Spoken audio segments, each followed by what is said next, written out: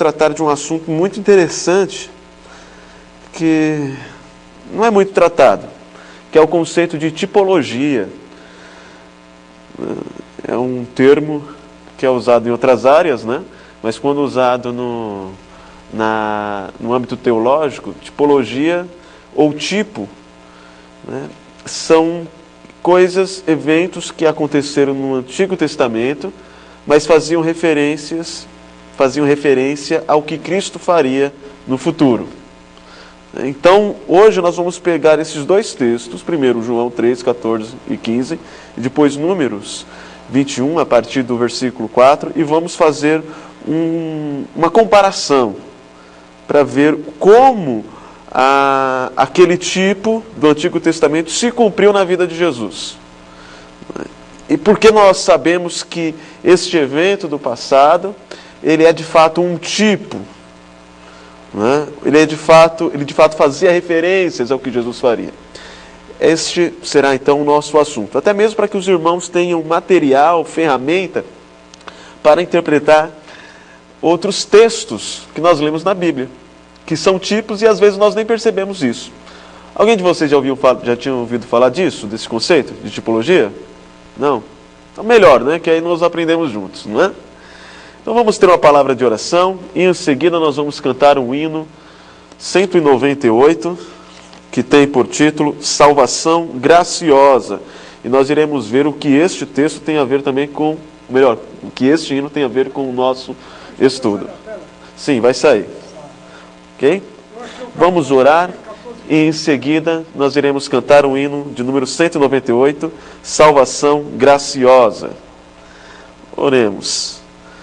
Ó Pai, nós te louvamos, nós te agradecemos por mais um dia que o Senhor nos dá e pedimos a Tua bênção, a Tua direção, a iluminação do Santo Espírito, para que possamos ter uma noite agradável e de aprendizado, ó Pai.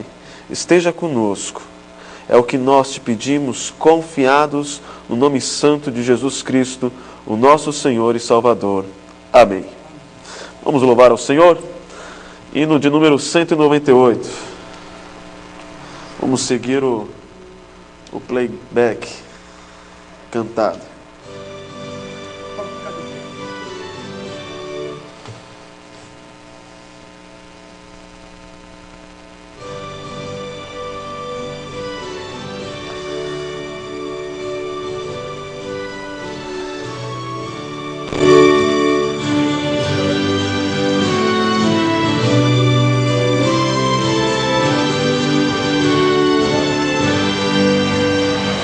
Mensagem do Senhor, aleluia, palavras do bom Deus de amor. Cristo salva o pecador, aleluia, salva até por meio de um olhar.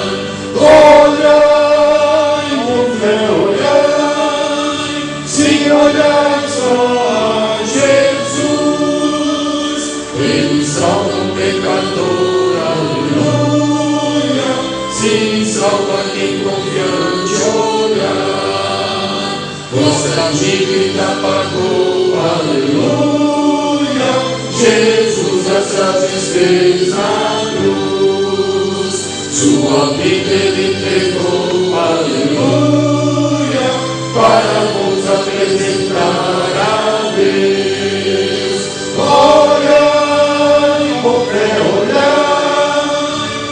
Olhai só a Jesus, Ele salva o pecador, aleluia, sim, salva quem confiante olhar. Esta oferta Cristo faz, aleluia, eterna vida lá nos céus. Eles são aqui buscais, aleluia, convertemos já ao Salvador. Olhai, com fé olhai, sim, olhai só a Jesus, Ele salva o pecador, aleluia, sim, salva quem confiante olhar.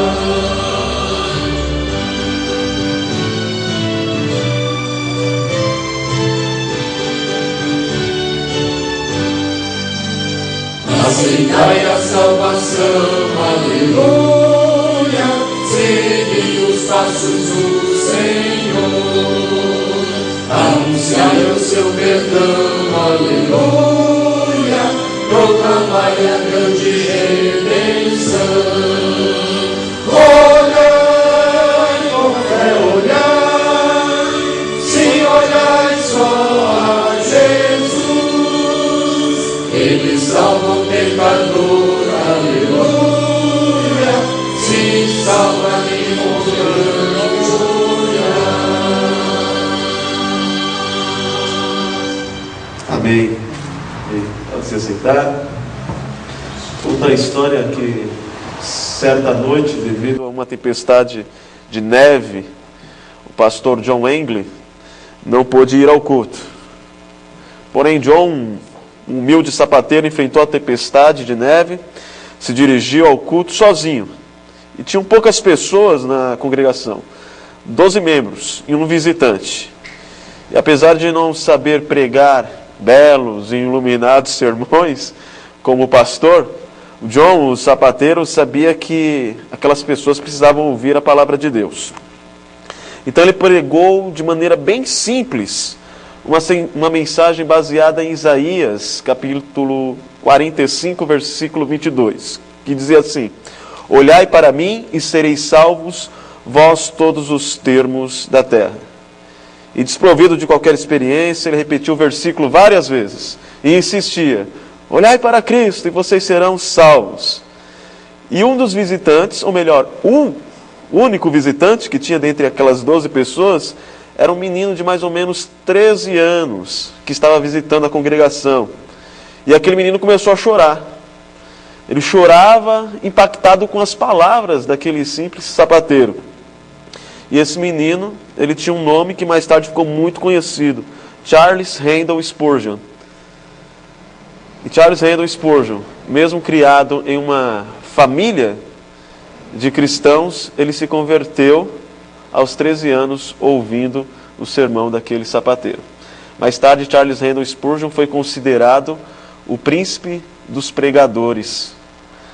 No dia do falecimento dele na Inglaterra, os historiadores contam que haviam mais pessoas no seu enterro do que no enterro do príncipe da época, do rei. Então, ele se tornou uma pessoa muito influente, por um simples sermão que ouviu. Né? E o que ficava, e o Spurgeon ele gostava muito de enfatizar isso, era a ênfase daquele sapateiro que ecoou pelo resto da vida: olhai para Cristo, olhai para Cristo. E todas as pregações de Spurgeon eram pregações cristocêntricas. Ele também queria que as pessoas olhassem tão somente para Cristo.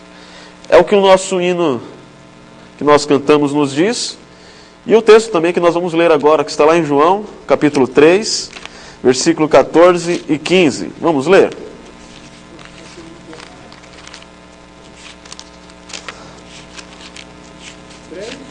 João 3.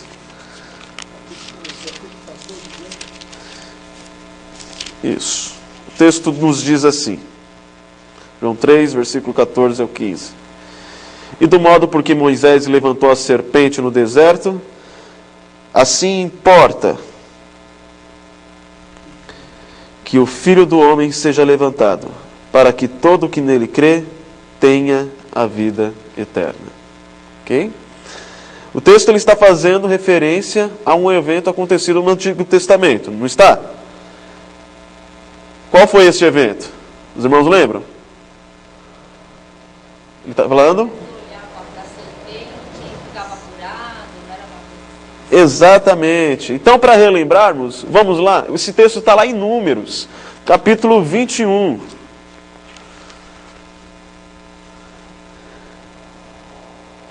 Versículo 4 ao 9. Números, capítulo 21, versículo 4 ao 9. Acharam? Então partiram do Monte Hor pelo caminho do Mar Vermelho, a rodear a terra de Edom. Porém o povo se tornou impaciente no caminho. E o povo falou contra Deus e contra Moisés: por que nos fizeste subir do Egito, para que morramos neste deserto, onde não há pão nem água, e a nossa alma tem fastio deste pão vil? Então o Senhor mandou entre o povo serpentes abrasadoras, que mordiam o povo, e morreram muitos do povo de Israel. Veio o povo a Moisés e disse: havemos pecado, porque temos falado contra o Senhor e contra ti. Ora ao Senhor que tire de nós as serpentes. Então Moisés orou pelo povo. Disse o Senhor a Moisés: faze uma serpente abrasadora, põe-na sobre uma haste, e será que todo mordido que a mirar, viverá. Fez Moisés uma serpente de bronze e a pôs uma haste. Sendo alguém mordido por alguma serpente, se olhava para a de bronze, sarava. Então nós estamos relembrando o texto, o evento que Jesus menciona em João capítulo 3, do versículo 14 e 15, para que nós entendamos posteriormente o que é tipologia, né? Então, alguns ensinos. Eu lembro que eu já tratei deste texto, só de Números capítulo 21. E algumas coisas nós percebemos nesse texto. Primeiro, nós temos os atos do povo. O texto diz que eles tiveram de rodear a terra de Edom. O que aconteceu? Se vocês voltarem à página, nós lemos que Moisés, no versículo 14 do capítulo 20, ele solicita passagem por Edom. Então Edom é uma cidade enorme, ou melhor, uma nação, um povo enorme, rodeado de muros, e eles querem cortar caminho, passando no meio ali daquela cidade, daquela nação. Os edomitas negam passagem, eles dizem: não, vocês não vão passar aqui. Vocês são um povo grande, e quem vai garantir de vocês, nós abrirmos os portões, vocês entrarem e destruírem tudo aqui? Não vão passar. Então eles tiveram que fazer o quê? Rodear, dar a volta. Isso fez com que o povo ficasse o quê? Cansado e impaciente. E é interessante o termo que Moisés usa aqui para impaciência. Impaciência, uma tradução literal da palavra hebraica, é curto de alma. Isso te lembra alguma coisa? Uma expressão que nós usamos aqui no Brasil? Pavio curto. Olha que interessante, curto de alma. E é interessante também que a palavra longanimidade vem de ânimo longo. E eles se tornaram curto de alma. O ânimo curto. Ou seja, impacientes. A impaciência levou eles a... O que vem mais para frente? Você tem impaciência, porém o povo se tornou impaciente no caminho, e o povo falou contra Deus e contra Moisés. Esse falar contra aqui, no hebraico, a ênfase no verbo, né, nessa preposição, melhor, é algo assim bem hostil. Eles falaram bravos, nervosos. Então a impaciência os levou à rebeldia contra Deus e contra Moisés. E eles disseram: por que nos fizeste subir do Egito para que morramos neste deserto, onde não há pão nem água, e a nossa alma tem fastio deste pão vil? Deus tinha tirado por meio de Moisés o povo da escravidão, não tinha? E a promessa de Deus é: eu vou os levar a uma terra que mana leite e mel. Então essa era a promessa de Deus, não era? O que o povo está dizendo aqui? Moisés nos tirou para irmos para a terra prometida? Moisés nos tirou para que morramos no deserto. Eles estavam crendo na promessa de Deus? Então repare, olha a sequência: impaciência, rebeldia, incredulidade. E por último, como atos do povo, nós lemos: para que morramos nesse deserto onde não há pão nem água, e a nossa alma tem fastio deste pão vil, ou deste pão desprezível. Que pão que eles estavam falando? Maná. E o que era o maná? Era a expressão da providência de Deus para sustentar o povo no deserto. Eles deveriam ser gratos por isso, não? Era o meio que Deus estava sustentando eles. E eles diziam o quê? Isso daí é um pão desprezível. Nós temos fastio deste pão. Então repare, olha a sequência. Impaciência, rebeldia, incredulidade e ingratidão. Obviamente isso só acontece com aquele povo de lá. Nós, quando estamos passando por algum problema, ninguém fica impaciente, ninguém se rebela, ninguém duvida, ninguém se torna ingrato, né? Olha que interessante, o que acontecia lá naquela época acontece hoje. As coisas mudaram, mas o ser humano não. Nós estamos passando por um momento difícil, nós temos que caminhar pelo deserto, e nós ficamos revoltados, impacientes, né? Puxa vida, será que Deus não está vendo? Estou orando há tanto tempo, né? E as coisas não mudam. A impaciência, ela vai tomando forma no seu coração e te leva à rebeldia. Aí você começa a questionar Deus. Como é Deus? Começa a falar contra Deus. Começa a se rebelar. Nós estávamos discutindo aqui de pessoas, né, de desigrejados. E repare que o texto que nós lemos diz assim que eles falaram contra Deus e contra Moisés. Às vezes as pessoas dizem assim, eu estou chateado com a igreja, não é com Deus. Mas na verdade eles têm vergonha de dizer que estão chateados com Deus. E aí eles tomam a igreja como aqueles que representam Deus na terra, e aí expressam de fato a sua rebelião, a sua insatisfação com a igreja, mas na verdade elas estão satisfeitas com Deus.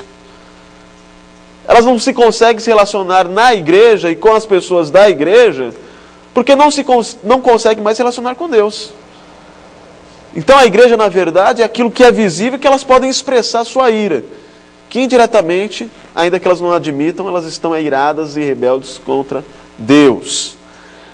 Depois da rebeldia, a incredulidade. Olha, você vai se afastando. Você começa a duvidar do que Deus fez por você. Puxa vida, eles tinham saído do Egito. E nós também fomos libertos das algemas de Satanás, do pecado, e nós nos esquecemos disso. Que o Deus que nos ajudou no passado continua nos sustentando no presente. E por fim a ingratidão, né? Incredulidade, duvidar das promessas de Deus, duvidar da providência de Deus, e a ingratidão de se esquecer de tudo que Deus fez por nós. Senhor Adalto? Que eles enjoaram, né? Sim, isso aí já tinha sido antes, né? Deus tinha sustentado eles com o maná, eles tinham enjoado do maná e Deus tinha mandado codornizes, né, por um período, né? E depois Deus continuara sustentando eles com o maná. Mas eles já estavam chamando o maná de pão desprezível. Bem, Deus não vai deixar o povo assim. Talvez você pense assim, se eu fosse Deus, encontrasse um povo impaciente, rebelde, incrédulo, ingrato, eu teria aberto mão deles. Não é? Mas por que Deus não faz isso? Ele é misericordioso, sim, é de fato. Além do mais, além de misericordioso, por que Deus não faz isso? Por que Deus não, a despeito da nossa infidelidade, Deus não abre mão de nós? Deu uma chance para eles aí.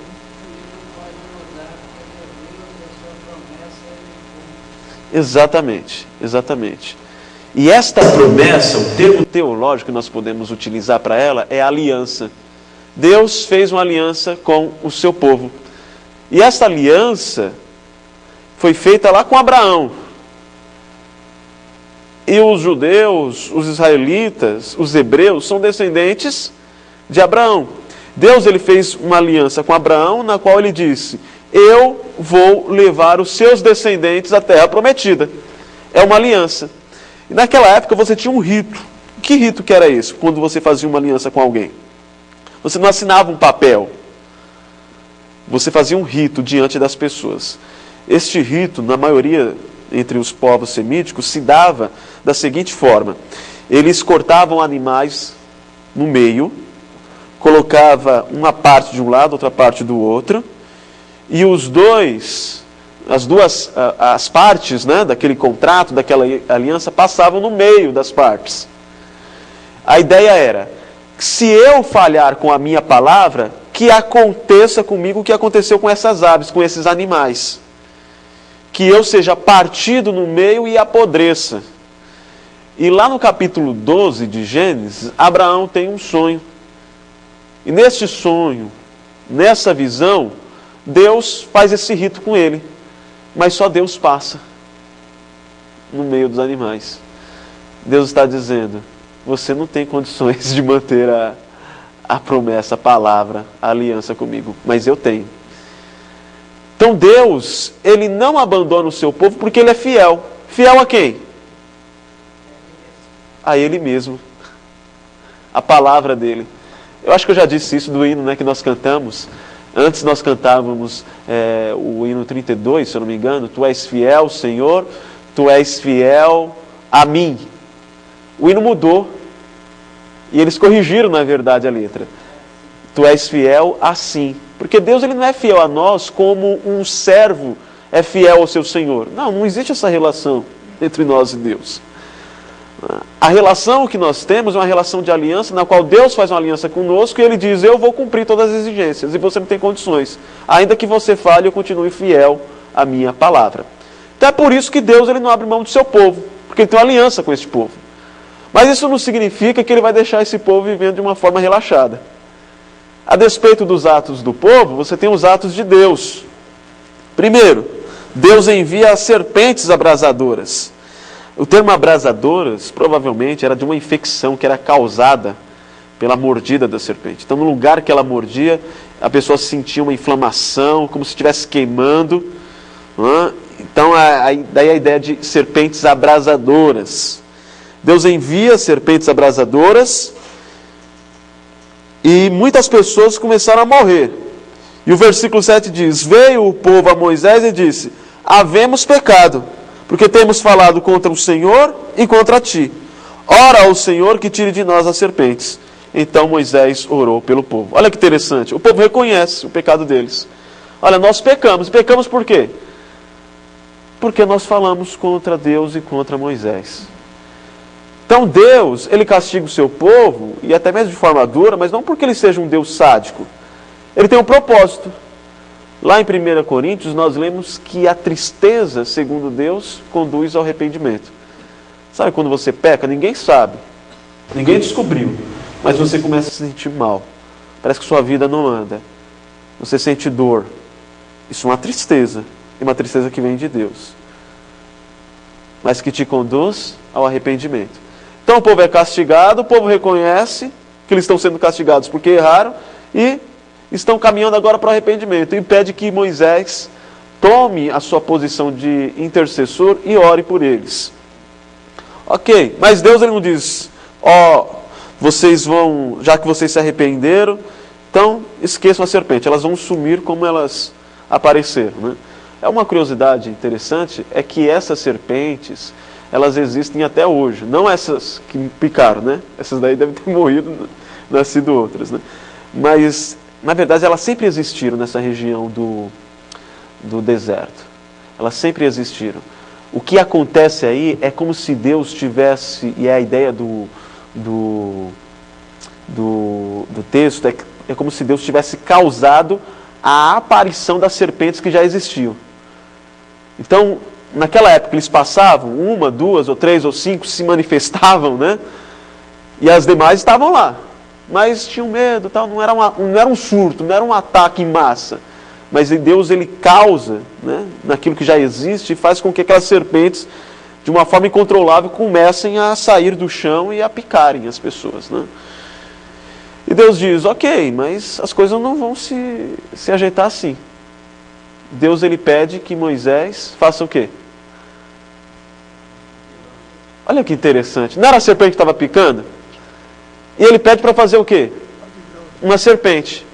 Eu estou levantando esses dados, para quem chegou agora, que nós vamos falar sobre tipologia. Então nós lemos no texto lá de João, que diz assim como o Moisés levantou a serpente no deserto, importa que o Filho do Homem seja levantado. Então Deus pede para que Ele faça uma serpente de bronze. Ou a palavra hebraica ali, ela pode ser traduzida tanto quanto serpente, ou tanto quanto de bronze, ou cobre. E alguns tradutores preferem traduzir como cobre. Porque vocês lembram a cor do cobre? É avermelhado. E aí, talvez deixe uma referência mais clara a Jesus, né? O vermelho do sangue escorrido na cruz. Então, aquilo que era uma imagem de maldição, serpente, Quando eles olhavam, se tornava imagem de salvação. Olha que contraste. Então eles tinham que olhar para a serpente. Então essa era um sinal. Repare, a serpente não tinha poder algum. Até mesmo quando eles começaram a idolatrar essa serpente, Ezequiel ele pediu para que destruísse aquela serpente. Então a serpente ela não tinha poder algum. Ela era apenas um símbolo da providência de Deus. E era também um símbolo da maior providência de Deus que viria no futuro, que é Cristo. Mas, para que alguém olhasse para a serpente, eles deveriam crer na promessa. Eles deveriam crer na palavra de Moisés. Sim? Uhum. Imagina. Vai ser Jeremias ou Ezequiel, Isaías, assim. Tem um texto que fala que Deus ia fazer isso por Israel, ia restaurar, e por causa da descendência que ficou e tal, mas ele falava, né, por causa da descendência, não, ia restaurar aqueles que estavam lá na Babilônia, mas que ele ia restaurar todos e tal.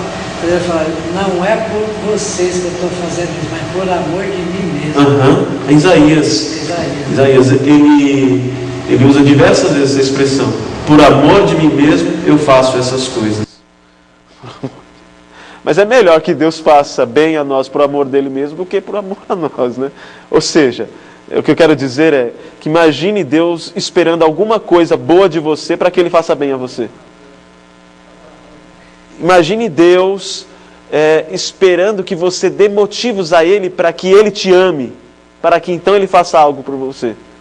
Você e ele ficariam a eternidade esperando.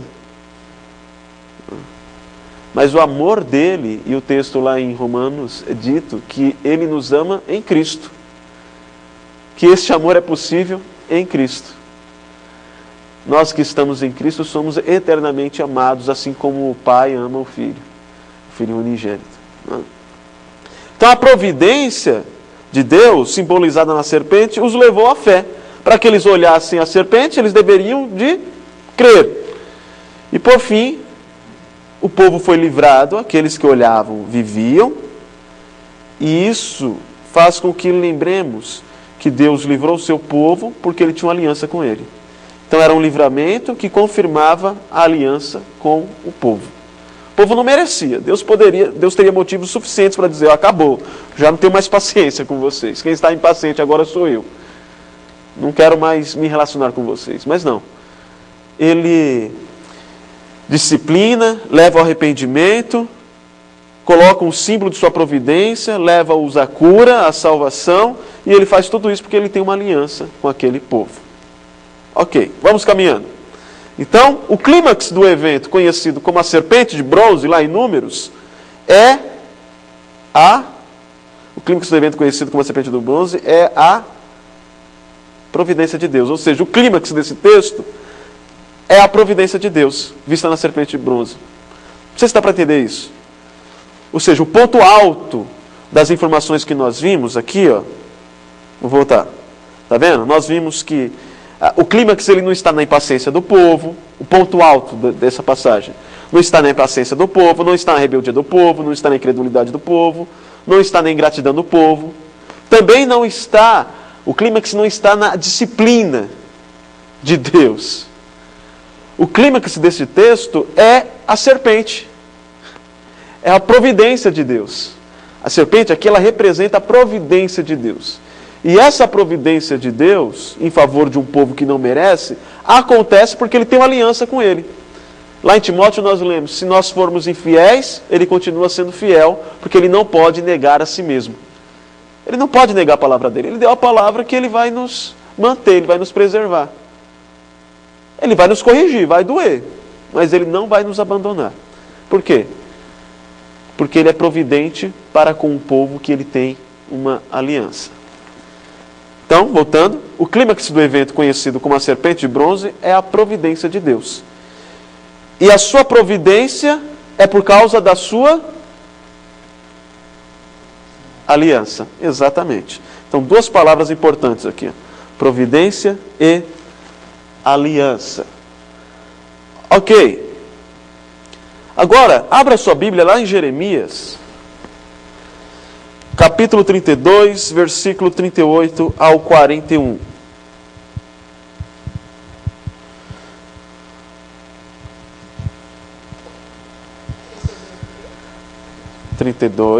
Capítulo 32, versículo 38 ao 41.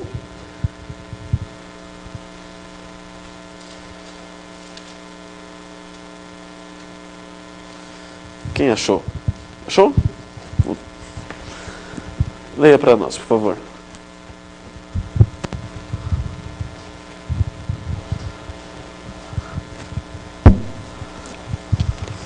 Eles serão o meu povo, e eu serei o seu Deus. Dar-lhes-ei um só coração e um só caminho, para que me temam todos os dias, para o seu bem e bem de seus filhos. Farei com eles aliança eterna, segundo a qual não deixarei de lhes fazer o bem, e porei o meu temor no seu coração, para que nunca se apartem de mim. Alegre-me-ei por causa deles, e lhes farei bem. Plantá-lo-eis firme nesta terra, de todo o meu coração e de toda a minha alma. Repare, Deus já tinha uma aliança que foi feita com Abraão, com o povo de Israel. Mas agora em Jeremias há uma promessa de uma nova aliança. E esta aliança, ela seria superior. A aliança antiga, a lei estava cravada onde? Em pedras, né? Quando Moisés, ele quebra as pedras, mas depois ele escreve de novo. Deus escreve de novo, né, a lei. Então Deus está dizendo assim: a minha lei vai ser escrita nos corações, na consciência. Na nova aliança, a lei vai estar inserida no ser. Vai estar inserida na consciência. Não é? O que Deus está nos mostrando é que esta nova aliança seria marcada em termos de símbolos. Ela não teria tantos símbolos quanto a antiga. Ela seria mais prática, mais objetiva. E nós vamos ver por que os símbolos, que eram diversos no Antigo Testamento, eles vão desvanecendo quando chega essa nova aliança. Ele diz: eu vou fazer bem para este povo. Não vou me cansar de fazer bem. Então os israelitas, eles esperavam uma era em que a aliança com Deus seria restaurada e viria uma aliança superior, e uma aliança em que eles teriam maiores bênçãos. Quando nós começamos a ler a epístola aos Hebreus, que foi escrita por quem nós não sabemos exatamente, né? Nós vemos que, repare, o autor está escrevendo a quem? Aos Hebreus, que conheciam o Antigo Testamento. E a tese principal da carta aos Hebreus é que esta nova aliança chegou em Cristo. E que todos os ritos que eram feitos no passado, na verdade, eram sombras de algo superior que é visto em Cristo. Por exemplo, os animais que eram mortos, que eram sacrificados, faziam menção ao sacrifício de Cristo. E o texto, por exemplo, lá no capítulo 9 de Hebreus, vai dizer assim: porventura, sangue de bodes pode tirar pecado de alguém? A pergunta é retórica, nós sabemos a resposta. Não, não pode. Então por que eles sacrificavam animais, sendo que esses animais não tiravam o pecado deles? Porque esses animais, o sacrifício que era feito lá no passado, estavam fazendo menção ao sacrifício perfeito. Eles eram perdoados não por causa dos animais que eram mortos, mas por causa do que Cristo faria. Dá para entender isso? Toda a estrutura do tabernáculo, todos os ritos, todas as cerimônias prefiguravam Cristo. É por isso que os cristãos não sacrificam. Porque não há necessidade, o sacrifício perfeito foi feito. A questão do sacerdócio. O sacerdote ia fazer aquele rito todo. Nós não temos mais sacerdotes. Porque a epístola aos Hebreus irá dizer que Jesus Cristo é o sacrifício e é também quem? O sacerdote. Olha que interessante, ele entrega a si mesmo, de forma consciente. Naquela época, o Yom Kippur, o dia da expiação, era feito, obviamente, uma vez por ano, E toda vez que o sumo sacerdote entrava no lugar santo dos santos e oferecia o sacrifício e voltava vivo, era sinal que Deus tinha aceitado o sacrifício. E eles estavam recebendo 1 ano de perdão. Agora, olha o que diz o texto lá em Hebreus, no capítulo 9. Abra lá a sua Bíblia.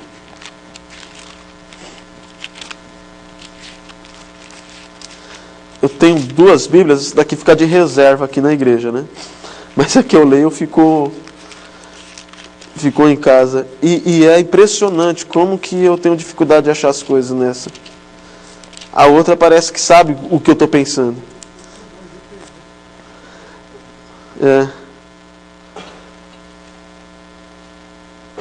O início. Pode ler do versículo 11 ao versículo 22. Quando, porém, veio Cristo... Microfone, por favor. Eu não sei falar. Quando, porém, veio Cristo como sacerdote, Como sumo sacerdote dos bens já realizados, mediante o maior e mais perfeito tabernáculo, não é feito por mãos, quer dizer, não desta criação, não por meio de sangue de bodes e de bezerro, mas pelo seu próprio sangue. Continue? Continua. Deixa eu virar a página.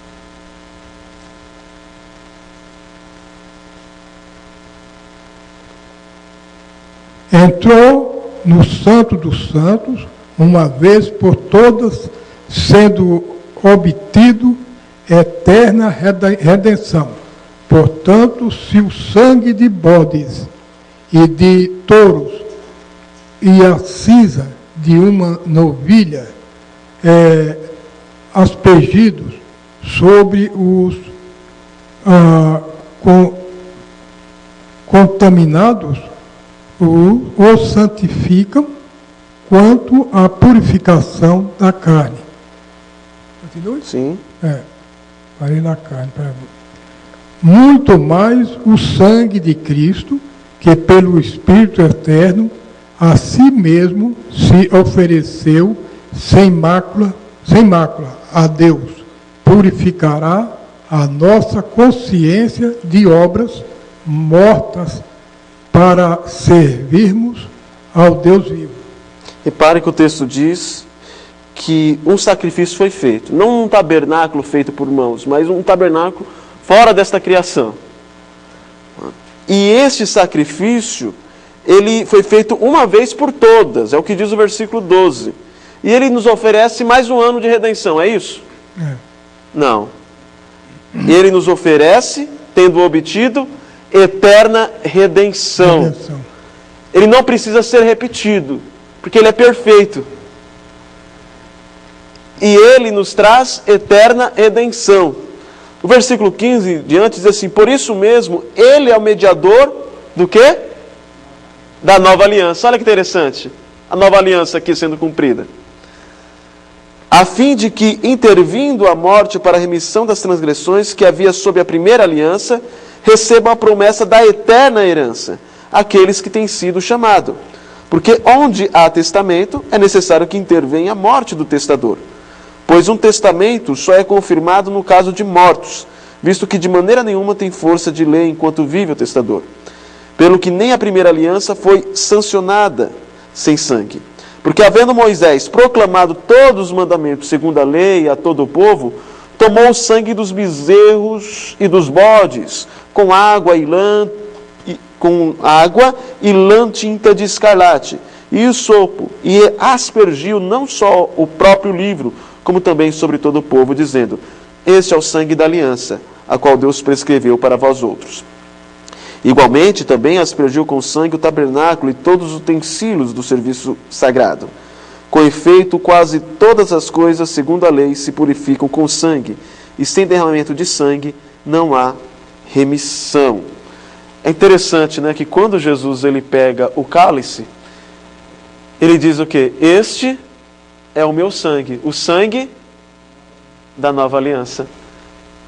O texto está dizendo assim que para que exista uma nova aliança deve existir derramamento de sangue. Porque o sangue de um cordeiro puro purifica, santifica. E aí ele conclui, o versículo 23. Era necessário, portanto, que as figuras, olha que interessante, figuras das coisas que se acham no céu se purificassem com tais sacrifício, mas as próprias coisas celestiais com sacrifícios a eles superiores. Está dizendo que o que havia no tabernáculo, aqueles ritos, eram figuras dos conceitos eternos lá no céu. Eles eram desenhados. Sabe quando você está explicando alguma coisa para a pessoa não entende, você fala assim, espera aí que eu vou desenhar para você? É o que Deus faz na antiga aliança, Ele desenha para nós. Eles eram figuras. Mas o conceito, ele é maior que o desenho. Ele é mais importante que o desenho. Porque Cristo não entrou em santuário feito por mãos, figura do verdadeiro, porém no mesmo céu, para comparecer agora por nós diante de Deus.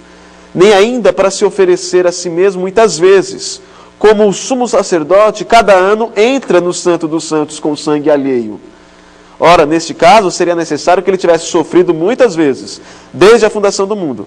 Agora, porém, ao se cumprirem os tempos, se manifestou uma vez por todas, para aniquilar pelo sacrifício de si mesmo o pecado. E assim como aos homens está ordenado morrerem uma só vez, vindo depois disto o juízo, assim também Cristo, tendo se oferecido uma vez para sempre, para tirar os pecados de muitos, aparecerá a segunda vez, sem pecado, aos que o aguardam para a salvação. Dá para entender, né? Tudo aquilo era símbolo de algo superior. Os sacrifícios eram repetidos, agora já não há mais necessidade, porque o sacrifício perfeito foi feito, uma vez por todas, e dado a nós eterna redenção. Então, repare, a aliança prometida lá em Jeremias 32, do versículo 38 a 41, a nova aliança, foi cumprida com a vinda de Cristo e com o seu sacrifício na cruz. E o autor de Hebreus conseguiu identificar isso. E aí ele faz esse paralelo. Algumas informações interessantes. Primeiro, esta nova aliança, ela tem aspecto de descontinuidade. O que são isso? Por exemplo, Deus havia prometido na antiga aliança que eles iriam para onde? Para uma terra prometida, não é? É algo físico, não é? Terra prometida? Ok. Jesus nos diz que nós vamos para uma terra e para um país que nós não conhecemos? Então é um aspecto de descontinuidade, ok? Você tinha o templo naquela época, que simbolizava os conceitos de expiação, de salvação. Ele expressava nos ritos, nas formas, e prefigurava aquilo. Mas hoje você tem um templo? Há necessidade de ter um templo? O templo de Salomão? Para expiar pecados, ritos, tal? Não precisa mais, não é? É outro aspecto de descontinuidade. Quando Jesus, ele vai ter com aquela mulher, lá no capítulo 4 de João, ela pergunta assim, nós vamos adorar onde agora? É em Samaria ou em Jerusalém? O que Jesus diz?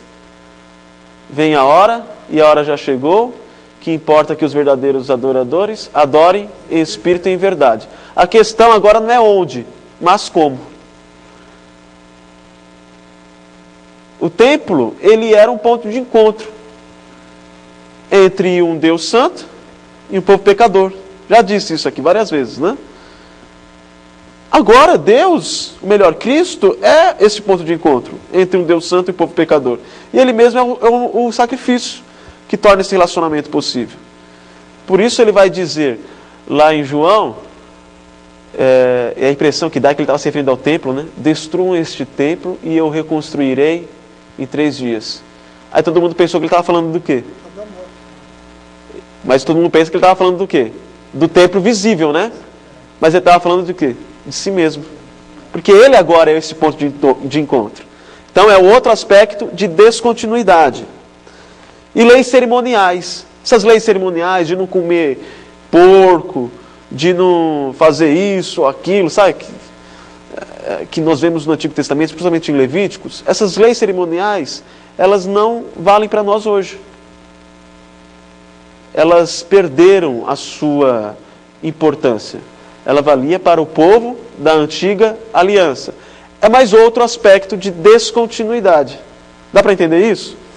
Ao mesmo tempo que há descontinuidade nisso, há continuidade também. Porque nós temos uma terra prometida. Não temos? Que é o céu. Dá para entender isso? Ao mesmo tempo que é de descontinuidade no sentido físico, literal, é de continuidade no sentido superior, espiritual.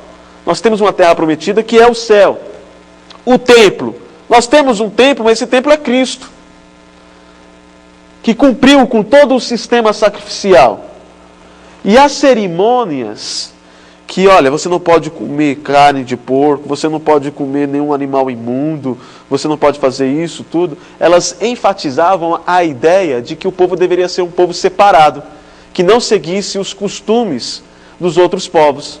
Nesse sentido, nós também seguimos essas leis cerimoniais, não no sentido literal, mas no sentido que devemos nos purificar de tudo aquilo que é mundano, de tudo aquilo que foge do conceito bíblico. Mas há aspectos de continuidades maiores. Por exemplo, a lei moral, a questão da lei. A lei moral, ela não foi abolida. Mas a promessa de Jeremias é: naquele dia eu vou escrever a lei em seus corações. E Paulo vai dizer que por meio do Espírito a lei é obedecida. Ou seja, Deus, ele implantou a lei dele na nossa consciência. Então, nós sabemos que nós pecamos por atos, mas também pensamentos. Quando alguém cobiça o marido ou a esposa de outrem, ou também que não é a sua esposa, independente se é a sua condição, o estado dela, ser solteiro ou não, ele não precisa de ninguém para dizer que aquilo é errado. O Espírito que marcou a lei no coração, na mente, aponta para ele e diz que ele está errado. Ok. Agora, não sei se... está difícil aqui, mas eu vou tentar, vou insistir. Vamos voltar agora para João, que é o nosso texto base, ok? Nós só fizemos um panorama do pano de fundo das palavras de Jesus lá em João capítulo 3, versículo 14 e 15.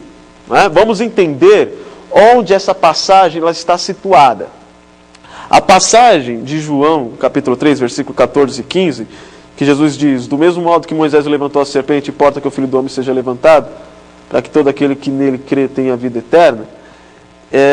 Esta passagem ela está situada numa seção que vai do capítulo 2 ao capítulo 4. Então, do capítulo 2 ao capítulo 4, esta seção está falando da mesma coisa, mas de modos diferentes. É o mesmo assunto. Existe um assunto que une o capítulo 2, o capítulo 3 e o capítulo 4. E que assunto é esse? O assunto é a superioridade da nova aliança no Evangelho de João. Então, no capítulo 2, do versículo 1 ao 11, dá uma olhadinha aí, não precisa ler. O que está acontecendo? Tente identificar rapidamente aí. O que acontece no capítulo 2, do versículo 1 ao 11? Ou como? A água foi transformada em vinho.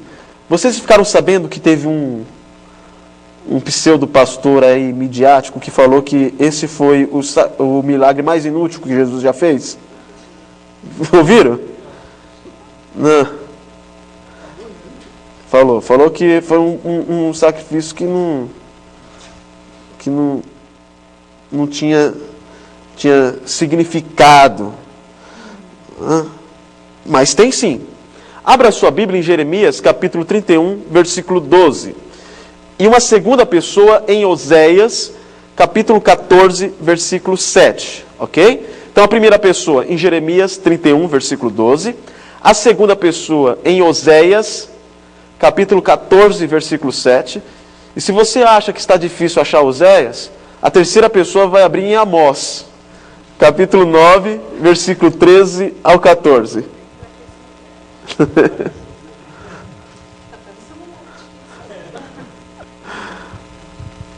Vamos lá? Alguém achou Jeremias 31, versículo 12? Pode ler, por favor.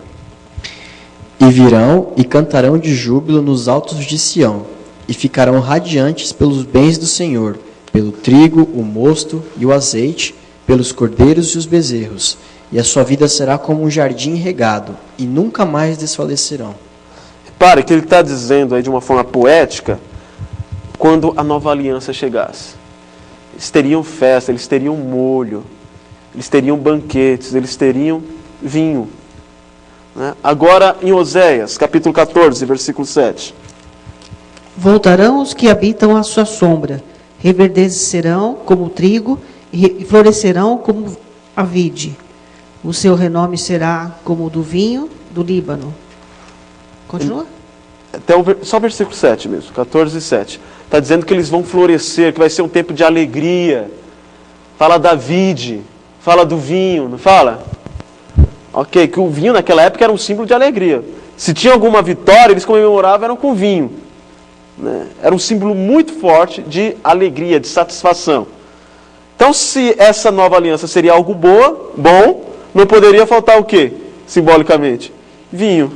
Né? Agora, Amós 9, versículo 13 ao 14.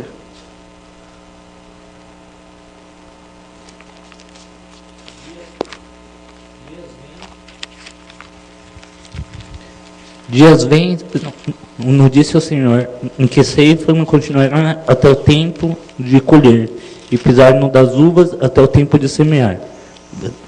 Vinho goteja dos montes e flui de todas as colinas. Trago de volta de Israel o meu povo exilado. E, Jesus amado, eles...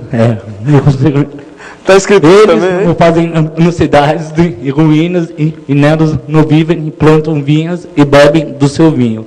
Cultivam pomares e comerão do seu fruto. O que você mais lê aí? Que se repete a ideia aí? De vinho, né? E o texto começa como? Dias virão. Ou seja, quando a nova aliança chegar, vai ter muita alegria. Irmãos, não é no sentido exatamente literal. É simbólico, né? Porque o vinho representa alegria, satisfação. Então vai ser uma alegria só. Vai ter muito vinho, vai ter muita alegria. Né? Agora, repare que quando nós lemos João capítulo 2, o versículo 6 diz o quê? Leia o 5 e o 6. João capítulo 2, versículo 5 ao 6. O vinho acabou, e aí Jesus pede para que eles façam algumas coisas. O que ele pede? Disse então sua mãe aos serventes: fazei tudo quanto ele vos disser. Ora, estavam ali postas 6 talhas de pedra para as purificações dos judeus, e em cada uma cabiam 2 ou 3 metretas. Então repare, o que eu quero mostrar aqui nesse gráfico... Ixi, tá bem... Acho que dá para ver... aqui dá. Eu vou ler para vocês, que eu sei que não dá para entregar, né? Não dá para entender.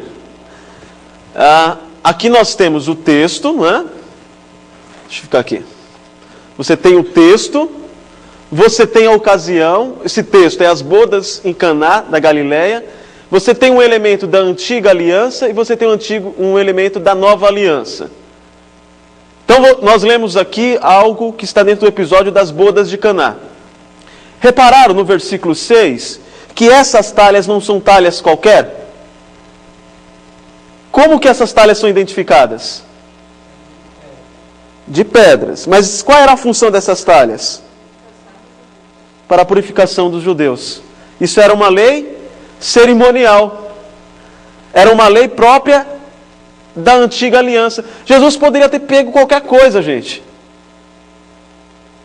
Mas ele pega talhas específicas, que eram mais ou menos uns vasos desse tamanho aqui, difíceis de pegar, que eram usados nas purificações. E ele pega, por exemplo, 6 talhas, não é isso que o texto diz? Por que não 7? Porque Porque 7 é o número. E a antiga aliança era perfeita? Mas era uma aliança. Então ele pega 6 talhas que eram usadas na purificação da cerimônia, mostrando que essas talhas aqui, na verdade, eram símbolos, elementos da antiga aliança. E aí o que ele faz com aquela água que estava nas 6 talhas? Ele transforma em vinho. E os textos do Antigo Testamento não diziam que quando a nova aliança chegasse ia ter abundância de vinho? Então a ideia que ele quer passar aqui é que Jesus, agora, em seu primeiro milagre, ele está inaugurando a nova aliança. Mas João ele não para por aí. Aí nós vamos para o capítulo 2, versículo 13 ao 22. Qual é a ocasião aí? Qual é o episódio? A purificação do templo. Você consegue identificar um elemento da antiga aliança? Nesse episódio? Qual o elemento da antiga aliança aí na purificação do templo? Na minha pergunta eu já respondi. O templo, que era aquele ponto de encontro de um Deus santo com o povo pecador, que era só possível por meio de sacrifício que ocorria nesse templo, não é? Aí Jesus diz, eu vou destruir o templo e vou reerguê-lo em 3 dias. E ele falava de quem isso? De si mesmo. Então quem é o novo templo agora? Ele mesmo. Então você tem um elemento da antiga aliança e um elemento da nova aliança, que é o próprio Cristo. Qual é a ideia? Cristo agora é o supremo templo, é o ponto de encontro entre esse Deus santo e o povo pecador, e ele também é o sacrifício. No termo aí é santuário, né? Que é justamente o santuário que eram feitos os sacrifícios. Você continua mais um pouco, do capítulo 3, versículo 1 ao 21, qual a ocasião? Qual é o episódio aí? Nicodemos visita a Jesus, é o encontro, né, de Jesus e Nicodemos. E Nicodemos era quem? Qual era a função dele? Ele era príncipe dos judeus, ele é uma autoridade da sinagoga. Tudo isso era o principal dos judeus. É um elemento da antiga aliança. Os principais do judeu. Mas quando nós voltamos exatamente ao texto que nós lemos no início, o versículo 14 e 15, você vê um elemento da antiga aliança, que aconteceu na antiga aliança, no versículo 14 e no versículo 15? A serpente. E aí ele faz um contraponto. A antiga aliança é a serpente, e ele vai falar agora da nova aliança. E qual é o elemento da nova aliança aí nesses versículos? O próprio Jesus. Assim como a serpente lá na antiga aliança foi levantada por Moisés, importa que na nova aliança o Filho do Homem seja levantado. Ou seja, mais do que vida física que foi dada lá no Antigo Testamento, na antiga aliança, este elemento que é o próprio Jesus na nova aliança, ele não vai conceder apenas vida física. Ele vai conceder vida eterna. Continua. No capítulo 4, Jesus ele vai ter com a mulher samaritana, não é? Você vê os elementos da antiga aliança? Ela está onde? No poço. Que poço? O poço de Jacó. Jacó é da antiga ou da nova aliança? Então é um elemento da antiga aliança. E aí Jesus diz o que para a mulher? Ele oferece o que para a mulher? Então, a água viva é um elemento da nova aliança. Outra vez indicando contraste, mas também, né, superioridade. Enquanto o poço de Jacó, lá da antiga aliança, oferecia água comum, Cristo, repare que a ênfase é sempre Cristo. É Cristo que inaugura uma nova era, é Cristo que agora é o novo templo, é Cristo que agora é o Filho do Homem, que está no lugar da serpente, e é Cristo que oferece água viva. A ideia é que a verdadeira água que sacia plenamente está em Cristo. Ainda no capítulo 4, a mulher faz uma outra pergunta. E agora, nós devemos adorar onde? Lá em Jerusalém ou aqui no Monte Gerizim, na Samaria? Qual é a resposta de Jesus? Adorar em espírito e em verdade. Porque chegou a hora. Ou seja, chegou a nova aliança. A adoração agora não é em Jerusalém ou em Gerizim. Essa discussão é uma discussão do passado. É uma discussão da antiga aliança. Na nova aliança, a adoração é em espírito e em verdade. É em Cristo que nós conhecemos o que é verdadeira adoração. E aí no final do capítulo 4, os samaritanos se convertem pelo testemunho daquela mulher. E aí os discípulos concluem que ele veio para salvar o mundo, não somente os judeus, porque a nova aliança ela é superior. E a nova aliança ela cumpre o que foi prometido a Abraão. Em ti serão abençoadas todas as nações da terra. Interessante, né? João, ele está colocando os eventos que ocorreram com Jesus numa ordem que ele está dizendo, olha, tudo que ele fez no início do seu ministério era um modo de confirmar aos judeus que ele estava inaugurando uma nova aliança. Todos os fatos, nada foi por acaso, porque de fato, né, você entende o primeiro milagre de Jesus, o fato dele transformar a água em vinho, como um milagre utilitário, né? A pessoa estava desesperada ali, aí ele foi útil. Resolveu um probleminha. Mas não, Jesus ele não faz nada assim que tenha significado só para aquele momento. Além da utilidade daquele milagre, ele estava significando algo superior. Ele poderia ter pegado qualquer talha, ele preparou tudo. Então, o texto que nós lemos, João 3, versículo 14 e 15, ele está dentro de uma seção maior que tem como objetivo falar sobre o quê? Para ver se vocês entenderam mesmo. Essa seção maior, que vai do capítulo 2 ao capítulo 4, fala sobre o quê? Fala sobre a superioridade da nova aliança. E aí você tem elementos da antiga aliança e elementos da nova, sempre mostrando que esses elementos novos são superiores. Dá para entender? Ok. Agora entra aquilo que eu falei.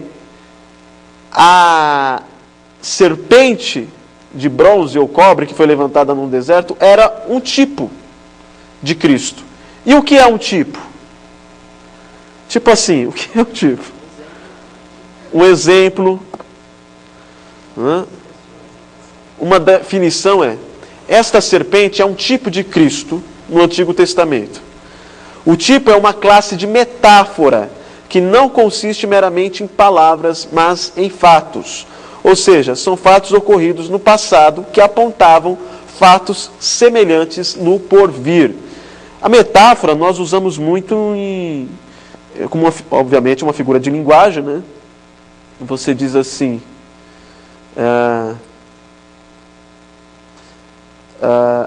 o que os antigos usavam, né? Fulano é um broto, não é? Bem antigo, né? Hoje diz que fulano é um pão, né? É antigo também, gente? Eu estou velho, então. São metáforas, né? Você não quer dizer exatamente que a pessoa é um pão, fulano é uma flor. Não, não é. Isso é uma metáfora. É flor no sentido de delicada, ou seja, o que aquela flor tem como próprio dela, que é a delicadeza, eu encontro nessa pessoa. Mas a metáfora aqui que está dentro do tipo é que não eram coisas apenas, mas eram eventos que eram usados como metáforas do que aconteceriam na vida de Cristo, que seriam completos quando Cristo viesse. E eles são conhecidos nas Escrituras, os tipos, como sombras dos bens vindouros, e se encontram, portanto, no Antigo Testamento. Então, o tipo, as sombras, elas se encontram no Antigo Testamento, e tem a sua realização, obviamente, no Novo Testamento. É diferente de alegoria. Alegoria é um recurso até mesmo que muda o sentido literal do texto, né? Que os antigos, principalmente aqueles que foram influenciados pela escola de Alexandria, né? Lá no início da era cristã, que eles queriam ver um significado por trás de todo o texto, né? Então, quando eles liam lá que Jesus, a história do filho pródigo, né? Eles diziam assim que o burro era os judeus e que o homem era não sei, os gentios, etc., né? Então eles explicavam, você vê ainda pregadores, né? Ia falar pecadores, porque também são, né? Que ele tenta pegar detalhes e transformar aqueles detalhes em algo absurdo. Isso é alegoria.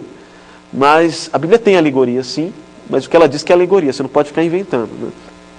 Mas tipos são diferentes. Tipos são eventos que claramente apontavam para Cristo. Né? Eu vou mostrar aqui, sim, senhor Dalton, pode falar, alguns exemplos. Legal essa parte aí do vinho, a gente evangelizar pessoas, agora a própria Maria, né?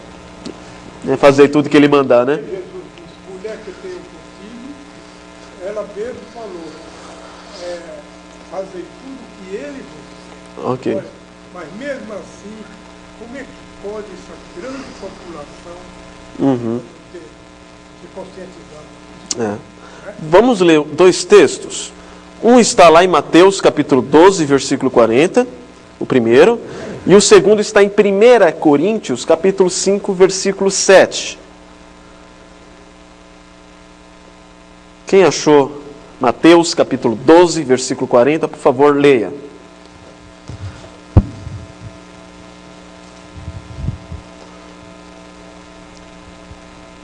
Pois assim como Jonas esteve 3 dias e 3 noites no ventre de um grande peixe, assim o Filho do Homem ficará 3 dias e 3 noites no coração da terra.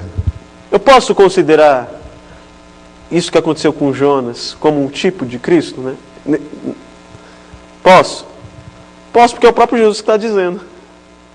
Repare que Jonas, ele fica exatamente 3 dias e 3 noites debaixo da terra. E é Jesus, assim como Jonas ficou 3 dias e 3 noites debaixo, ou melhor, no ventre do peixe, o Filho do Homem também ficará debaixo da terra. Olha que interessante. Então, este fato na vida de Jonas prefigurava a sepultura e ressurreição de Jesus Cristo. Isso é um tipo. O tipo é o que acontece no Antigo, né? Então, o evento, esse episódio na vida de Jonas era um tipo do que aconteceria com Jesus. Então, o tipo era algo que acontecia no Antigo Testamento, que sempre tem realização em Cristo. Agora, 1 Coríntios, capítulo 5, versículo 7. Lançai fora o velho fermento, para que sejais nova massa, como sois de fato, sem fermento, pois também Cristo, nosso Cordeiro Pascal, foi imolado. O que era um Cordeiro Pascal? O que era o Cordeiro Pascal? Os irmãos lembram? Como foi instituída a Páscoa? A Páscoa foi instituída na libertação dos hebreus da escravidão no Egito. Então, a última praga, que foi a morte dos primogênitos, Deus disse a Moisés que todos os primogênitos morreriam pelo anjo da morte, com exceção daquele, o anjo da morte entraria nas casas, né? Entraria em todas as casas e mataria o primogênito, os animais e os filhos, com exceção daquelas portas que tinham sangue em seus batentes. O anjo, então, pularia essas casas. Daí que vem o termo Pessahá, o Pessah, que significa pular, de poupar. Né? Ele pulava, ele poupava aquela casa. Agora Paulo diz assim, quem é o nosso Cordeiro Pascal? Quem é que morre para que seu sangue, para que por meio do seu sangue nós não morramos eternamente? Cristo. Então o Cordeiro da Páscoa, que foi repetido por várias vezes, né, porque isso se tornou como se fosse um sacramento, né, para os judeus, ele simbolizava quem? Cristo. Então, o cordeiro pascal da antiga aliança era um tipo de Cristo. Dá para entender isso? O cordeiro pascal é como um tipo do Redentor. Algumas considerações com relação aos tipos.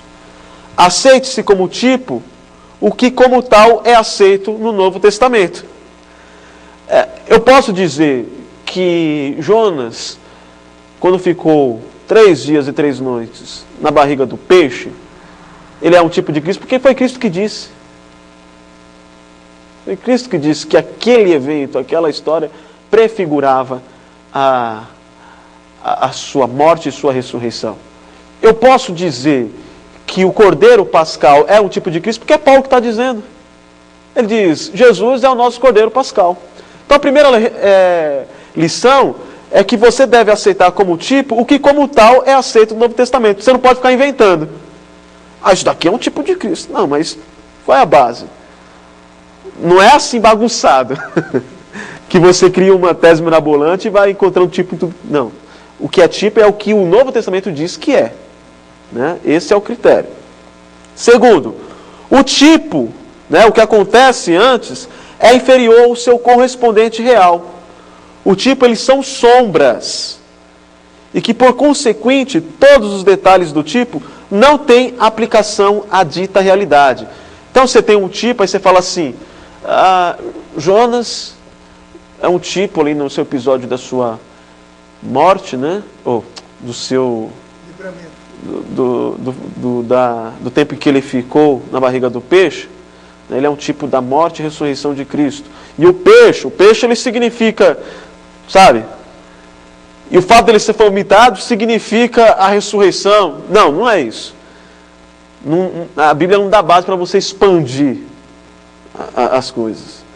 Jesus está dizendo especificamente que o fato dele estar ali os 3 dias, isso sim. Agora o peixe e tal, esses detalhes não importam, não são relevantes para a ideia do tipo. E por último, os tipos não foram dados para servir de base e fundamento das doutrinas cristãs, mas para confirmar-nos na fé e para ilustrar e apresentar as doutrinas vivas à mente. Então repare, esses tipos eles não podem ser usados para nós formarmos algumas doutrinas. Por exemplo, Jesus é o Cordeiro Pascal, então nós vamos ter a Páscoa judaica na igreja. Vamos formar uma doutrina, um dogma nisso. Eu coloquei aí a questão das imagens, né? Nós vamos ver que a serpente no deserto foi um tipo de Cristo. E os católicos, eles usam a serpente no deserto para dizer assim que as imagens elas são lícitas. Para se defenderem, né? Mas não, os tipos eles não são bases para nós fundamentarmos doutrinas. Eles só são apenas referências de que Deus, ele tinha tudo sob controle, ele tinha um plano. Nada que aconteceu lá no Antigo Testamento foi por acaso. E tudo estava meio que apontando para Cristo, de alguma forma, mostrando que a salvação deles estava tão somente em Cristo. Não era na serpente, mas em Cristo. Não era nos ritos, mas em Cristo. Não era no sangue dos bodes, mas no sangue de Cristo. Até mesmo porque lá em 2 Reis 18, versículo 4, essa serpente ela é destruída porque ela foi usada como pretexto para a idolatria. Agora, entendendo que a serpente de bronze era um tipo de Cristo, porque Jesus diz isso, né? Quais são os pontos de comparação entre a serpente de bronze e Jesus Cristo? Vocês conseguem fazer uma relação? Por exemplo, me dê aí um exemplo. Quem cria nela, né? Quem cria na palavra de Deus que se olhasse para aquela serpente era curado. O que mais? Exatamente. A serpente ela foi levantada para todos verem. E Cristo também foi levantado. O que mais? Algo mais? Eu vou fazer aqui algumas comparações para nós percebermos o que estava por trás daqueles eventos.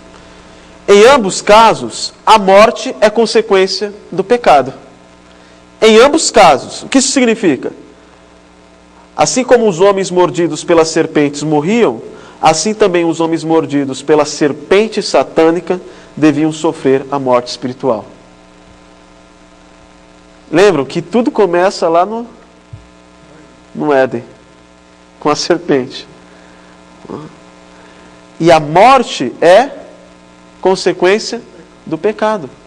Romanos capítulo 6, versículo 23, diz que como que diz o texto? O salário do pecado é a morte. A morte é consequência do pecado. Afinal, Deus havia dito, né, que a alma que pecar, essa morrerá. Repare, o que eu estou dizendo aqui, eu não estou contrariando o que eu disse anteriormente. É o que está por trás. Aqui são questões para que nós lembremos que o modo como os personagens do Antigo Testamento eram salvos é o mesmo modo como nós somos salvos hoje. Eles não eram salvos pelas obras ou pelo fato dele olhar. Na verdade, todos nós somos salvos em Cristo. É que para eles não estavam tão claro, porque as coisas não tinham acontecido. Então eles deveriam olhar para o futuro. Mas não era tão claro para eles, né? Porque a palavra de Deus, a revelação, ela é progressiva. Só explicar aqui, vai ser, acho que é a primeira e última vez que eu vou usar a lousa hoje. Você pode entender assim, ó.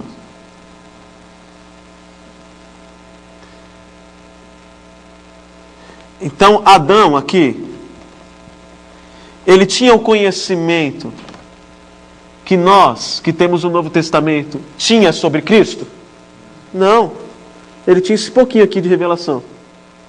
Aí vem Abraão. Opa, o nome é antigo, né? Ele foi chamado Abraão, né? Mas depois Abraão. Abraão. Abraão, ele já tinha o conhecimento superior de Adão. Davi, superior, tal, etc. E vai indo, até chegar aqui no Novo Testamento, que é um conhecimento completo. Ou seja, a revelação, ela é progressiva. E esses tipos, eles só estavam dando pistas, dados, das doutrinas que seriam claramente explicadas no Novo Testamento. Por exemplo, a questão da serpente. A serpente foi usada por Satanás, não foi? Foi Satanás ali que tentou Adão e Eva, não foi? Como que você sabe disso? Por intuição? Poderia ser, mas é porque está escrito. A serpente, ela aparece aqui em Gênesis, e ela vai aparecer quando depois? Em Apocalipse. Lá em Apocalipse capítulo 12 diz, a antiga serpente, o dragão. Então eu só posso dizer que a serpente aqui no Éden era Satanás, porque Apocalipse disse aqui na frente. Do contrário, eu poderia até inferir, mas não poderia ter certeza. Então repare, aquelas doutrinas da salvação pela graça, elas estavam valendo aqui, sempre valeu nesse período todo. Mas elas foram claramente expostas no Novo Testamento. Né? Daí o fato de nós conseguirmos fazer essa comparação. Antes do senhor Adalto, o Eduardo tinha feito uma pergunta. Não, é que quando você deu esse primeiro exemplo aí, eu não sei, relacionei também que da mesma forma como a morte veio por uma serpente, a cura também veio, né? E aí relacionar o Adão com Cristo. É verdade, nós vamos ver o que era símbolo de maldição se tornou símbolo de bênção, né? Um contraste. Né? Não sei se era isso que você queria dizer. Assim, geralmente o que te trouxe a doença seria o seu remédio, né? Adão pecou e Cristo sarou. Por um homem entrou o pecado, por outro homem entrou a salvação. É verdade, de fato. Entendi. Nos textos, né, nas ilustrações, você vê serpentes, né? A morte veio pelas serpentes, a vida veio pela serpente de bronze. E aí você vê a morte entrando pelo primeiro Adão, que é assim que a Bíblia usa, né? E a vida entrando pelo segundo Adão. E no capítulo 5 de Romanos, versículo 19, diz que por causa da desobediência de um homem, veio a morte. Mas por causa da obediência de outro homem, veio a vida. É verdade. Esse é um contraste. E a serpente, ela pegou uma disciplina bem grande, que ela iria andar se rastejando e não com perna. Exato, é verdade. Um outro ponto aqui é que as serpentes no acampamento, elas são do Senhor. É Deus que envia as serpentes. Do mesmo modo, a ira que cai sobre os homens é do Senhor. Não sei se os irmãos já conseguiram fazer esse link, essa conexão, mas quando Deus nos salva, Ele nos salva de quem? Hã? De nós mesmos? Do quê? É que na verdade, quando Deus Ele nos salva em Cristo, Ele nos salva dele mesmo. Porque o inferno, quem manda lá no inferno? É o diabo. Mas o diabo ele não vai ser lançado no inferno?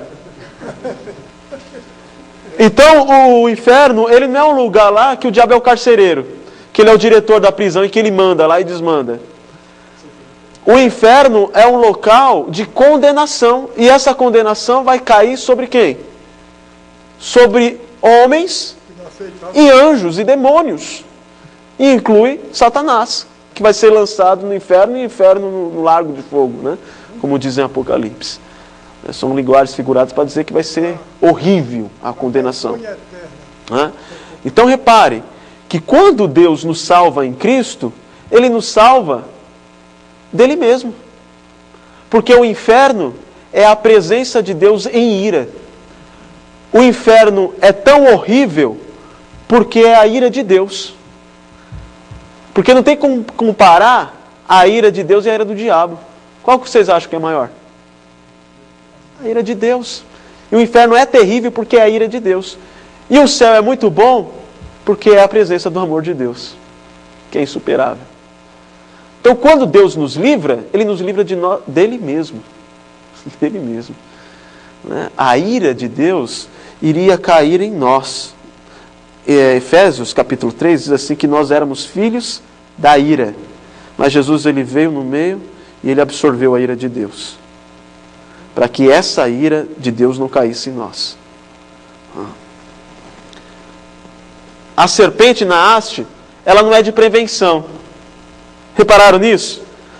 Deus diz assim, olha, aqueles que olharem para a serpente ficarão imunes às picadas, ao veneno da serpente. Não foi de prevenção. Era para quem já tinha sido picado. É um outro ponto de comparação. Cristo não é uma prevenção contra o pecado. Cristo é a solução para o pecado, para aqueles que já foram envenenados pelo pecado. É um outro ponto que nós podemos observar. Em segundo lugar, em ambos casos, é o próprio Deus que, em sua graça soberana, oferece uma solução para o pecado. A solução para a morte física foi Deus que deu lá no capítulo 21 de Números. E a solução para o pecado do mundo foi Deus que deu também. Isso em ambos casos. O sacrifício de Cristo é o antídoto. É a providência de Deus para o seu povo, assim como a serpente foi o símbolo da providência de Deus naquela época. Para curar aqueles que foram contaminados pelo veneno do pecado. Alguém leia aí Romanos capítulo 5, versículos 6 ao 8.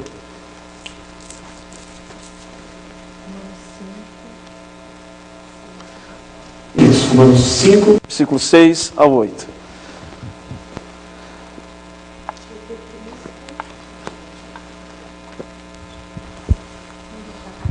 Porque Cristo, estando nós ainda fracos, morreu a seu tempo pelos ímpios.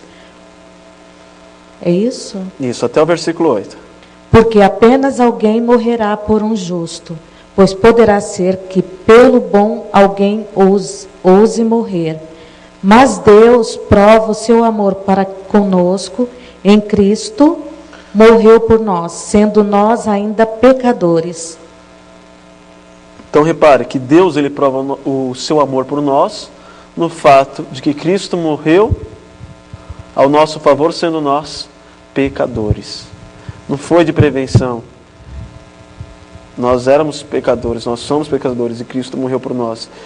E não foi uma ideia, um plano B de Deus, mas foi um plano arquitetado na eternidade.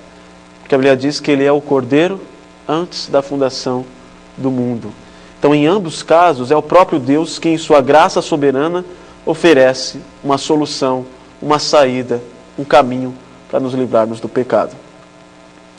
Uma terceira comparação. Em ambos os casos, a solução graciosa de Deus consiste em algo, foi dito, acho que pelo presbítero Eldo, em algo ou alguém que deve ser colocado à vista de todos. O que foi colocado à vista de todos? A serpente, lá no Antigo Testamento. E agora, Cristo seria colocado. É o que diz já em João 3, versículo 14. Do mesmo modo que a serpente foi levantada, importa que o Filho do Homem seja levantado. E quem é o Filho do Homem? Jesus. Nós não vamos ler, mas em João 9, versículo 35 e 38, Jesus ele diz àquele homem que ele havia curado, para que ele cresça no Filho do Homem. E o homem diz assim, mas quem é esse Filho do Homem? Ele diz, eu sou. Ele diz, eu sou o Filho do Homem. Ele deixa bem claro ali, está falando de si mesmo. E esse termo, Filho do Homem, era um termo que foi usado por Daniel, se referindo ao Messias, que o Filho do Homem, aquele que tem todo o domínio e soberania sobre todos os reinos, ele viria com poder e glória. E Jesus se identifica como sendo ele. A serpente no poste era um retrato da maldição de Deus sobre o povo. Porém, a imagem da maldição se tornou símbolo de libertação, de cura e vida. Leia Deuteronômio, capítulo 21, versículo 23. Primeiro Deuteronômio 21, versículo 23. E uma segunda pessoa abra em Gálatas, capítulo 3, versículo 13.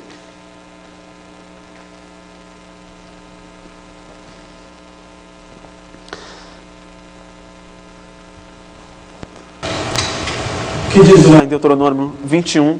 O seu cadáver não permanecerá no madeiro durante a noite, mas certamente o enterrarás no mesmo dia, porquanto o que for pendurado no madeiro é maldito de Deus. Olha que interessante. Assim não contaminarás a terra que o Senhor teu Deus te dá em herança. Para os judeus, todos aqueles que morressem pendurados no madeiro era maldito.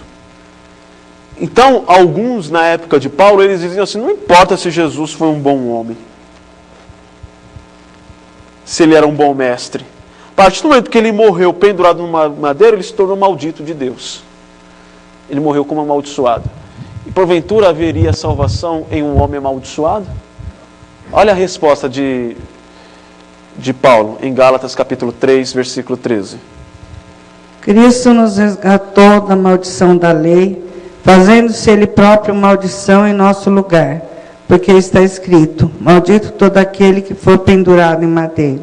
Paulo está citando Deuteronômio. E ele está dizendo, de fato, ele foi maldito. Mas não por causa dele, ele se fez maldição por nós. A maldição que nos tinha como alvo, ele tomou sobre si. Ele foi o maldito. Olha que interessante. O símbolo de maldição, lá no episódio das serpentes abrasadoras, né? É um símbolo de maldição. É porque as serpentes que estão matando. E são serpentes que...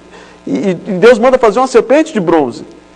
Então o símbolo de maldição se tornou o símbolo de salvação. Do mesmo modo, Jesus lá na cruz, quando os judeus o viam, dizia, este homem é maldito. E de fato, ele estava sendo amaldiçoado ali. Mas não era a maldição dele, era a nossa maldição sobre ele. E aquele símbolo de maldição se tornou símbolo de salvação. Olha que interessante a conexão do tipo e da realidade. Mais uma comparação.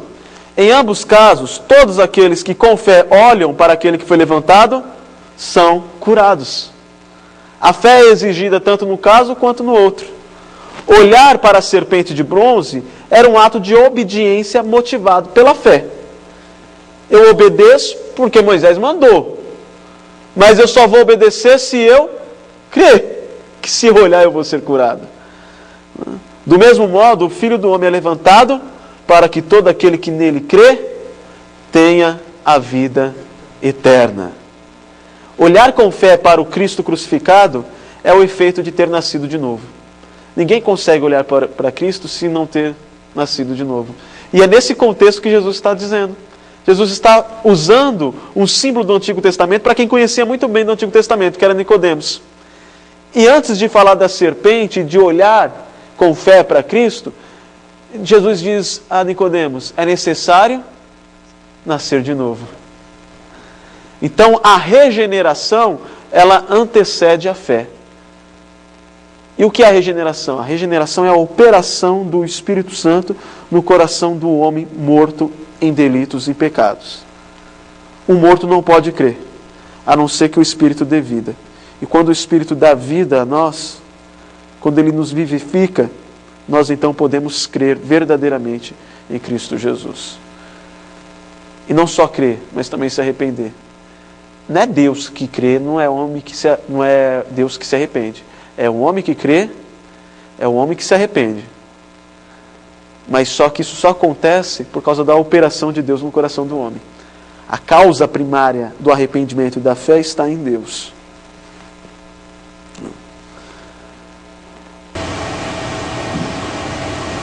Olhar com fé para o Cristo crucificado é o efeito de ter nascido de novo. E a causa deste novo nascimento é o agir do Espírito. Os que são nascidos do Espírito são guiados segundo a vontade soberana do Espírito. E a estes Cristo é revelado. A última comparação é que o comprimento do tipo Cristo é muito superior ao tipo serpente de bronze, né? Então o comprimento é o Cristo, é o comprimento do tipo. E o tipo é a serpente de bronze. Mas é óbvio que Cristo é muito superior. Afinal, João está falando nessa sessão sobre a superioridade da nova aliança em relação à antiga. Então isso é óbvio. Em Números, o povo se encontra face a face com a morte física. Em João, a humanidade está exposta à morte eterna devido ao pecado. A serpente de bronze era a expressão da providência de Deus para salvar fisicamente. Mas Cristo levantado na cruz é a expressão da providência de Deus para com o povo que Ele tem uma aliança. Olha que interessante, né? Porque tanto a serpente quanto o Cristo é para aqueles que estão inseridos na aliança. No entanto, a serpente de bronze concede vida, não ela que concede, né? Mas ela é o símbolo da providência de Deus que concede vida física. Enquanto Cristo, Ele concede vida eterna. Obviamente que vida eterna é superior à vida física. O cumprimento do tipo é maior do que o tipo. Dá para entender, irmãos? Né? São tantas coisas interessantes na Bíblia, né, que nos passam despercebidas. Nessa questão do tipo também tem vários. Né? Um dos tipos, né, você vê o anjo do Senhor no Antigo Testamento, aquele que ia à frente do povo.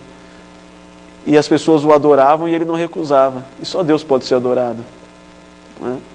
Obviamente que ali não é necessariamente um tipo. Né? Nós chamamos de teofania, que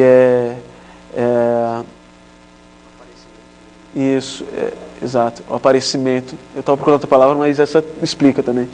É o aparecimento de Cristo antes da encarnação.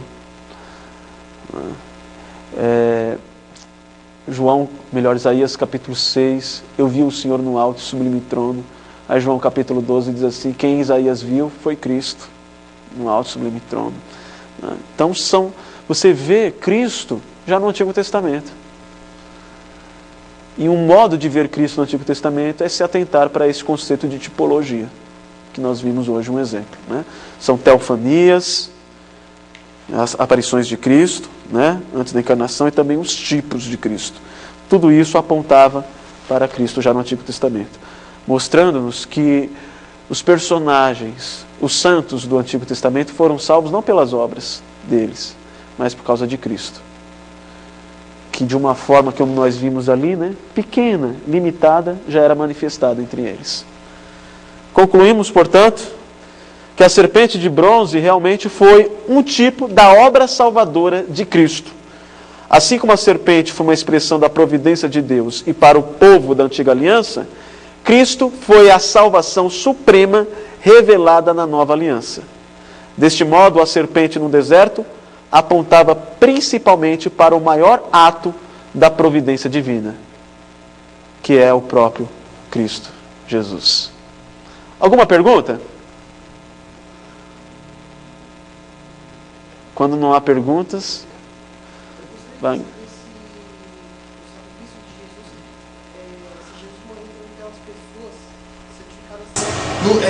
No passado, tipo, Abraão, Isaac, Davi, se Jesus também morreu por eles. Sim, uma boa pergunta, né?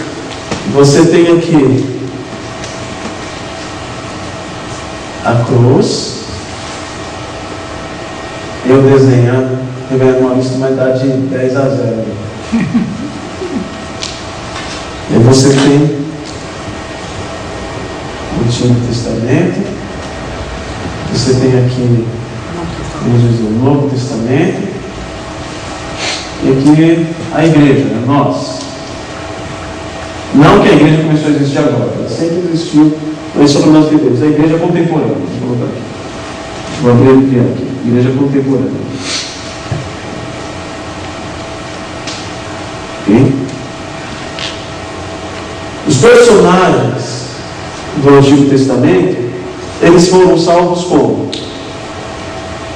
Pelos sangues de bodes que eram derramados? O autor de Hebreus disse não.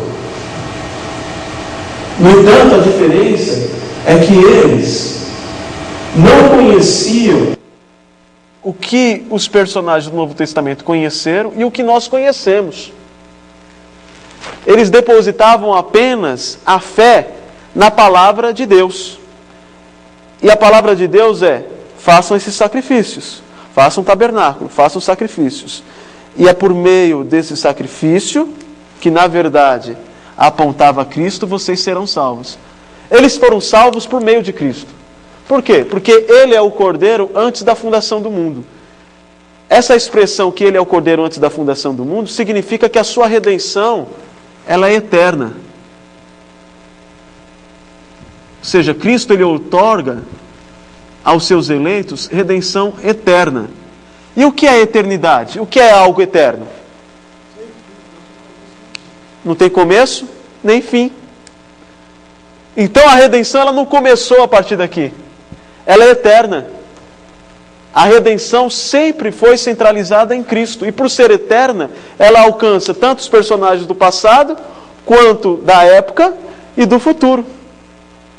Todos nós somos salvos em Cristo. O que muda aqui? O que muda aqui, a partir do Novo Testamento, é que Cristo ele se torna o foco consciente para que sejamos salvos. Ele sempre foi o foco aqui no Antigo Testamento, da salvação, dos personagens do Antigo Testamento. Mas ele não era o foco o quê? Consciente. Aqui, com a revelação de Cristo, com a revelação de tudo aquilo que era prometido aqui no Antigo Testamento, Pedro irá dizer em Atos, porque não há nenhum outro nome que importa pelo que sejamos salvos, a não ser o nome de Cristo. Então ele se torna o foco consciente da nossa fé. Mas ele sempre foi o foco da salvação. A partir do Novo Testamento ele se torna o foco consciente, de modo que todos os eleitos, para que sejam salvos, tenham que depositar conscientemente fé em Cristo Jesus. Com exceção, obviamente, dos eleitos que não têm condições de crer, como as crianças e aqueles que têm problemas mentais. Não é? São essas exceções. Mas em termos ordinários, naturais, né, é necessário que ele seja consciente. Eu estou dizendo isso e enfatizando essa questão da consciência porque, há algum tempo, um outro pregador midiático, eu estou sendo filmado, não posso dizer o nome, né, antiético, ele disse assim que algumas pessoas chegariam no céu e diziam assim, por exemplo, Hitler, por que eu estou... Isso aqui é o céu. Ah, já sei. Aí alguém vai... na verdade eu não sei porque eu estou aqui. Aí alguém vai explicar assim, bem, você está aqui porque Cristo te salvou. Em nenhum lugar você tem base para isso. Jesus Cristo é o foco consciente da nossa salvação, porque nós devemos conscientemente glorificar o autor da salvação. Do contrário, como que ele receberia a glória pela nossa salvação se nós não soubéssemos que foi ele que nos salvou? E você vê no Apocalipse os mártires, aqueles que foram mortos, aqueles que estão com Cristo, conscientemente dando glória, digno é o Cordeiro que foi morto. Ou seja, eles têm consciência da teologia, né? De que ele foi morto, mas ressuscitou para nos dar salvação. Então, embora eu tenha dado uma volta grande, mas não sei se ficou claro. Então, os personagens aqui, eles eram salvos pela salvação eterna de Cristo, ainda que não fosse consciente, porque a revelação ela é progressiva. A partir do Novo Testamento, o foco, Jesus ele se torna o foco consciente da nossa fé. Essa é a única diferença. Então, enquanto eles olhavam para o futuro, ainda que não tivesse uma consciência, uma clareza do que Cristo faria, né, e de quem seria Cristo exatamente, o Messias, que tanto ele ansiava, a nova aliança, eles não tinham tanta clareza porque isso não tinha acontecido, não é? Eles olhavam para o futuro, esses daqui olhavam para o presente, né, do que já tinha acontecido, e nós conscientemente olhamos para Cristo mais para trás do que aquilo que ele já fez. Pois afinal na cruz ele disse, está consumado, ou seja, tetelestai, né? Tudo que precisava ser feito quanto à salvação foi feito. Ficou claro? Alguma outra pergunta? Mais uma pergunta, vocês ficam 1 hora aqui, né? Depois disso, se os irmãos tivessem pergunta, já deixaram para não perguntar. Vamos ter a palavra de oração? Ó Deus, obrigado pela Tua palavra que é tão rica, que nos dá informações pertinentes quanto à salvação que nós temos em Cristo Jesus. Que nos mostra, Senhor, que Tu sempre teve um plano, que no decorrer da história da humanidade, o Senhor foi dando dados, pistas, que apontavam para o centro da história, que é Cristo Jesus. Para a maior providência que o Senhor deu ao mundo, aos eleitos, que é Cristo Jesus, ó Pai. Que possamos entender que toda a história tem a sua centralidade, a sua importância, a sua razão em Cristo Jesus. Porque todos os fatos foram ordenados por Ti, para que servissem de plataforma à vinda do Messias, ao sacrifício que Ele fez por nós e à redenção que Ele nos trouxe pela Sua vida e pela Sua morte. Que possamos entender isso, ó Pai, a centralidade de Cristo na história da redenção. Que possamos entender que a nossa vida só faz sentido em Cristo Jesus, ó Deus. Que possamos descansar em Tua soberania, sabendo que tudo contribui para o bem, que é sermos parecidos com Cristo Jesus, ó Pai. E que entendamos que até mesmo as coisas ruins que acontecem conosco colaboram para isso. Nada acontece aleatoriamente ou coincidentemente. O Senhor tem um plano em tudo, ó Pai. E a Tua palavra nos mostra isso. Que isso nos traga conforto em Cristo, que isso nos traga descanso, sabendo que somos salvos eternamente, e que pelo fato do Senhor ser fiel à Tua aliança eterna que o Senhor fez com os Seus eleitos, nós estamos seguros. E toda a ansiedade se esvai quando nós temos essa certeza, ó Pai, e descansamos em Ti. No nome de Jesus Cristo, nós Te louvamos e Te adoramos e Te agradecemos por isso, e pedimos também as Tuas bênçãos para que possamos retornar em paz aos nossos lares e que vivamos esta semana de uma forma que agrade o Teu nome. E que no domingo estejamos juntos a fim de prestar-Te culto público, pois o Senhor nos criou para isso, para que nós o adorássemos. No nome santo de Jesus Cristo, nosso Senhor e Salvador, oramos. Amém.